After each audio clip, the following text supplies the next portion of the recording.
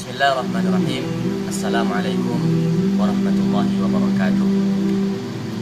Alhamdulillah, wassalatu wassalamu ala rasulillah wa ala alihi wa ashabihi wa man tabi'ahum bi ihsanin ila yaumil qiyamati, amma ba'd. Para penonton serta para pendengar yang dirahmati oleh Allah Subhanahu wa taala, yang pertama sekali mari kita bersyukur kepada Allah Subhanahu wa taala yang mana kita masih diberinya nikmat kesehatan sehingga kita masih bisa beribadah dan melaksanakan ibadah puasa secara penuh, yang mana banyak di antara teman-teman kita, saudara-saudara kita yang diberi kesehatannya oleh Allah Subhanahu wa taala sehingga mereka tidak bisa melaksanakan ibadah puasa secara penuh. Maka kita sepatutnya bersyukur kepada Allah Subhanahu wa taala agar senantiasa kenikmatan yang telah diberikan oleh Allah Subhanahu wa taala kepada kita ditambahkannya sesuai dengan firman-Nya, la in syakartum la azidannakum, maka aku akan tambah kepada Allah. Kemudian kedua kalinya bersalawat kepada Nabi Muhammad sallallahu alaihi wasallam dan mengucapkan Allahumma shalli ala Muhammad wa ala ali Muhammad, dengan memperbanyak salawat kepadanya, mudah-mudahan kita mendapatkan syafaatnya atau pertolongannya di hari akhir kelak. Amin amin ya rabbal alamin. Baiklah saudara-saudara, para penonton serta para pendengar yang dirahmati Allah Subhanahu wa taala, pada kali ini kita akan membahas bagaimana kita bisa mencintai bahasa Arab, menjadikan bahasa Arab adalah sebuah bahasa yang begitu bermakna dalam hati kita. Kemudian juga kita akan membahas bagaimana trik-trik ataupun tips-tips bagaimana kita bisa memahami bahasa Arab dengan cepat. Baiklah, langsung saja kita membahas yang pertama, yaitu bagaimana sih kok kita harus mencintai bahasa Arab. Saudara-saudara, para penonton dan para pendengar yang dirahmati Allah Subhanahu wa taala, dikatakan dalam hadis Nabi Rasulullah sallallahu alaihi wasallam, ahabbul arab li anni arabiyyun wal Qur'an arabiyyun wa kalamu ahli jannah arabiyyun. Yang artinya dikatakan oleh Rasulullah sallallahu alaihi wasallam, cintailah atau sukalah kalian kepada bahasa Arab karena saya adalah orang Arab. Kemudian bahasa Arab itu adalah bahasa Al-Quran, dan orang-orang yang tinggal di surganya Allah Subhanahu wa taala, mereka juga berbahasa Arab. Maka dengan 3 poin ini bisa kita berpikir bahwa jika kita belajar bahasa Arab, kita akan cinta kepada Nabi Muhammad sallallahu alaihi wasallam, kita akan bisa mengetahui mana-mana Al-Quran, kita akan bisa berbicara di surganya Allah Subhanahu wa taala dengan bahasa Arab. Maka yang pertama adalah karena Rasulullah SAW itu adalah orang Arab dan kita adalah pengikut sejatinya, maka senantiasa kita belajar bahasa Arab. Karena hadis-hadis yang keluar dari mulut Rasulullah SAW, perkataan Nabi Muhammad SAW itu adalah bahasa Arab. Maka termotivasilah kita untuk belajar bahasa Arab. Karena orang yang kita cintai Rasulullah, beliau berbahasa Arab, maka kita harus juga bisa belajar bahasa Arab dan memahaminya. Kemudian kedua adalah Al-Quran. Al-Quran juga merupakan bahasa Arab. Jika kita bisa memahami dan mengerti arti-arti makna-makna dalam Al-Quran, kita akan senantiasa membaca dan mentadabburnya dalam membacanya ketika sehari. Apalagi dalam bulan Ramadan ini, ya kita memperbanyak baca Al-Quran dan mentadabur. Maka saudara-saudara, ketika kita sudah bisa memahami bahasa Arab, kita akan terasa nyaman ketika membaca Al-Quran. Apalagi dalam bulan Ramadan ini, bulan yang penuh keberkahan, dan disini turun Al-Quran. Al-Quran diturunkan kepada Nabi besar Muhammad SAW berbahasa Arab. Jadi kita paham bahasa Arab, kita akan mengerti Al-Quran. Kemudian yang ketiga, bahasa Arab merupakan bahasa orang-orang yang dimasukkan dalam surganya oleh Allah Subhanahu wa taala. Mereka berbicara sehari dalam bahasa Arab. Maka sepantasnya kita mencintai bahasa Arab karena 3 hal tersebut: karena Rasulullah adalah orang Arab, karena Al-Quran adalah bahasa Arab, serta orang-orang yang tinggal di surganya Allah SWT mereka berbahasa Arab. Maka dengan kita memikirkan dan berpikir bahwa jika kita bisa belajar bahasa Arab dan bisa memahami bahasa Arab, itu termasuk tiga golongan tadi. Oke, kita langsung masuk kepada materi, yaitu bagaimana tips cara mudah berbahasa Arab. Perlu kita ketahui bahwa belajar bahasa Arab ini sangatlah mudah dan tidak sulit. Sebagaimana orang-orang di luar sana mengatakan bahwa belajar bahasa Arab itu sangatlah sulit. Dan kami dari Ar-Roya, anak-anak Ar-Roya mengatakan belajar bahasa Arab itu tidak sulit, bahkan sangat mudah. Saya teringat ketika dulu saya belajar di pondok pesantren saya, itu pondok pesantren Kiai Haji Ahmad Dahlan, yaitu terletak di Kabupaten Kota sini, tepatnya di daerah Riau. Dulu kami pernah belajar bahasa Arab.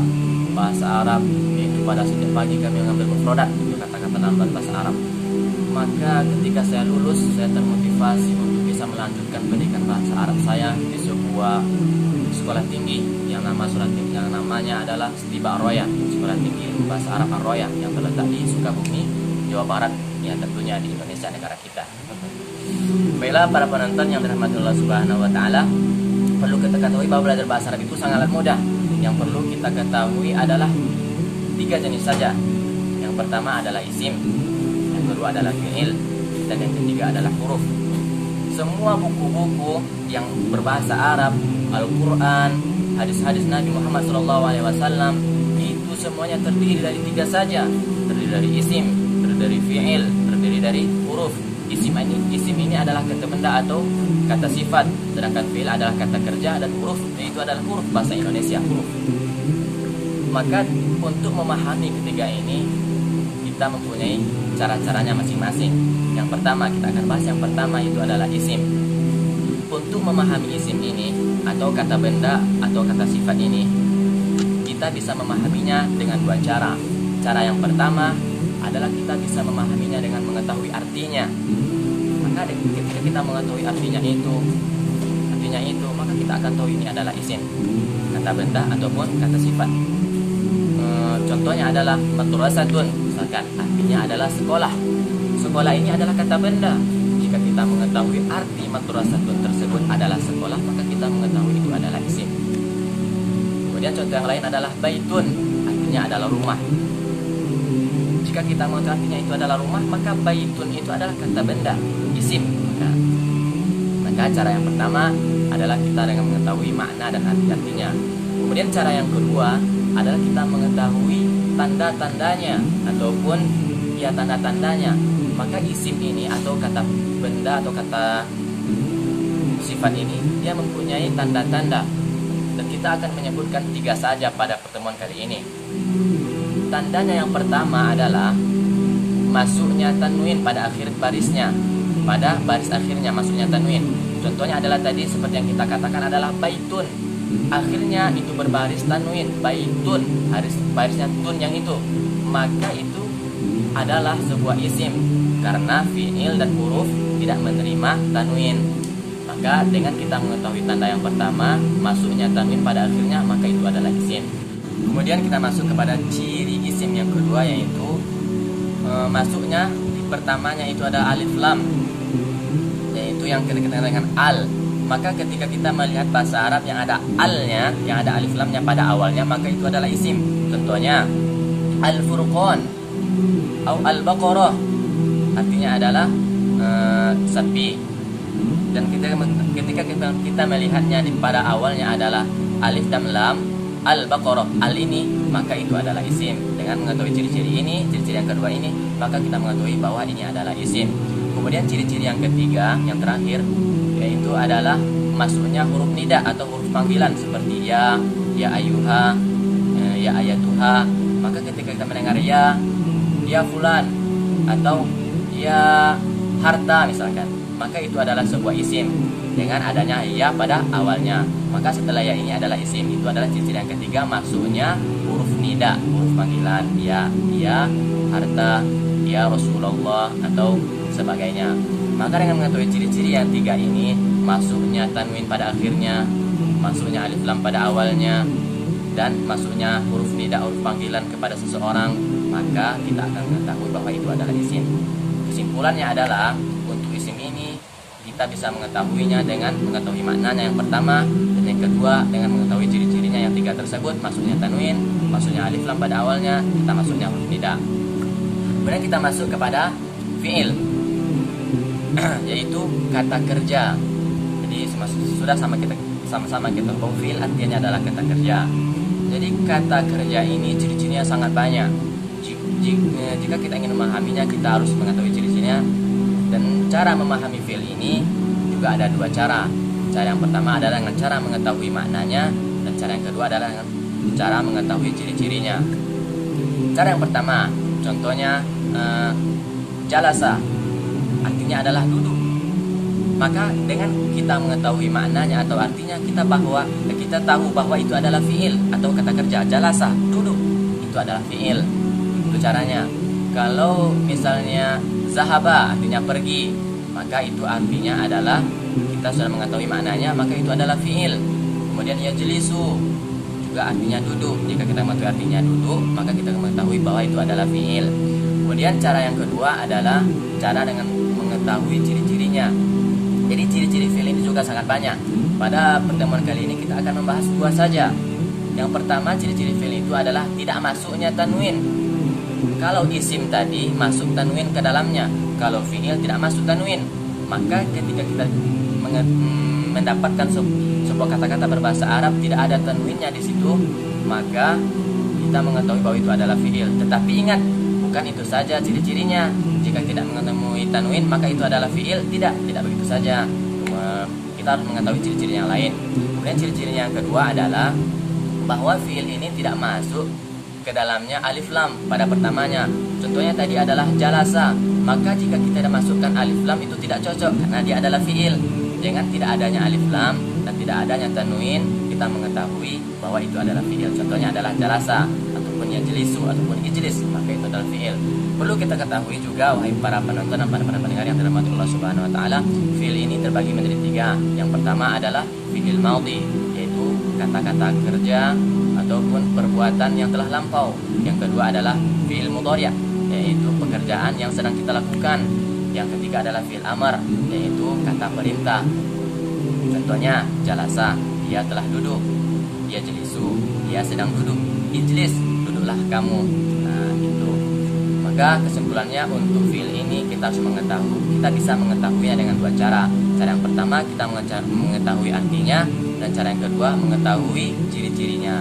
Ciri-ciri yang kita sebutkan tadi, dan banyak lagi ciri-cirinya yang akan kita bahas pada pertemuan-pertemuan berikutnya insyaallah.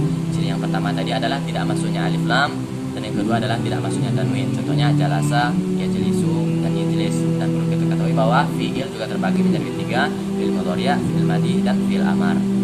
Kemudian kita masuk yang ketiga adalah huruf.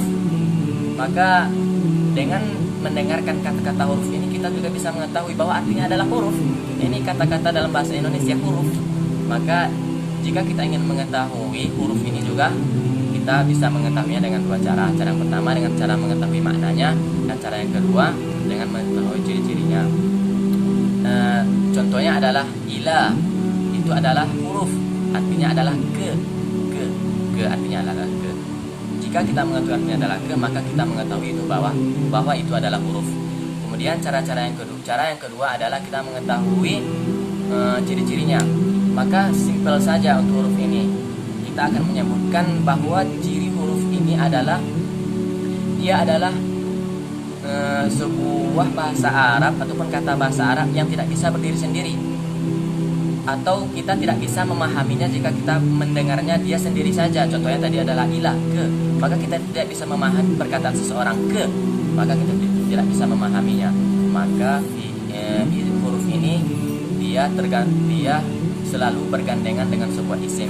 Contohnya ada ilal madrasah, maka kita mengetahui bahwa artinya tersebut ke sekolah, pergi ke sekolah misalnya.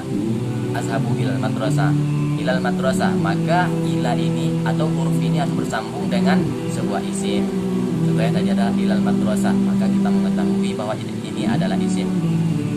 Maka kesimpulannya, untuk mengetahui huruf ini kita bisa mengetahuinya dengan mengetahui maknanya. Kemudian yang kedua, kita bisa mengetahuinya dengan ciri-cirinya, yaitu dia tidak bisa berdiri sendiri kecuali dia ditemani oleh isim, oleh kata benda ataupun kata sifat. Contohnya tadi ada ilal madrasah ataupun ilal masjid ataupun ilal bait. Maka saudara-saudara, para penonton yang dirahmati Allah Subhanahu wa taala, dengan mengenal tiga ini dalam bahasa Arab, karena memang tiga ini sajalah yang perlu kita pahami dalam berbahasa Arab. Yang pertama adalah isim, yang kedua adalah fiil, dan yang ketiga adalah huruf. Jika kita sudah bisa mengetahui arti isim ini, arti fiil dan isim, dan mengetahui tanda-tandanya, maka kita akan bisa memahami bahasa Arab dengan benar. Dan yang perlu kita pahami juga adalah kita harus tahu dan banyak menghafal mufrad dalam berbahasa Arab. karena memang kata-kata dalam berbahasa Arab ini sangat banyak, bahkan sampai jutaan, bahkan sampai triliunan. Maka yang perlu adalah kita juga menghafalkan mufradat dalam berbahasa Arab ataupun kata-kata yang ada dalam berbahasa Arab. Dengan memahami kata-kata dalam bahasa Arab, insya Allah, dan juga dengan memahami tanda-tanda isim, tanda-tanda fi'il, tanda-tanda huruf, kita akan memahami bahasa Arab secara baik dan secara benar, dan kita bisa memahami Al-Quran, kita bisa memahami hadis-hadis Nabi Muhammad SAW, serta kita juga bisa memahami bahwa bahasa Arab adalah bahasa Arab penduduk surganya Allah Subhanahu Wa Taala. Jika Anda ingin masuk surga, maka saya menghimbau sebagai orang yang dulu pernah berusaha dan berjuang untuk belajar bahasa Arab. Yang pertama kali adalah di Pondok Pesantren Kiai Haji Ahmad Dahlan di Riau, dan yang kedua adalah di Sekolah Tinggi Ilmu Bahasa Arab Ar-Roya. Dan setelah itu dengan 3 bulan saja kami bisa berbahasa Arab. Maka yang terpenting adalah memahami yang 3 tersebut serta menghafalkan mufradat dan mufradatnya kata-kata dalam berbahasa Arab. Insya Allah kita akan bisa memahami Al-Quran, memahami hadis Rasulullah SAW dan kitab-kitab yang berbahasa Arab. Sekian dari saya, semoga kita mendapatkan keridhaan dan rahmat dari Allah Subhanahu wa taala bulan suci Ramadan ini, dan mendapatkan pahala yang berlipat ganda karena kita sudah mau untuk mendengarkan ilmu-ilmu yang disampaikan oleh ustaz kita. Saya ucapkan terima kasih. Nuhun wal qalam ya maesturun. Sebelum saya tutup, saya perkenalkan, nama saya adalah Harta Saputra. Saya dulu pernah belajar di Pondok Pesantren Kiai Haji Ahmad Dahlan, dan sekarang saya mahasiswa Setiba Ar-Roya Sukabumi, Sekolah Tinggi Ilmu Bahasa Arab Ar-Roya di Sukabumi. Saya berasal dari Riau. Sekian, terima kasih. Nuhun wal qalam ya maesturun. Wassalamualaikum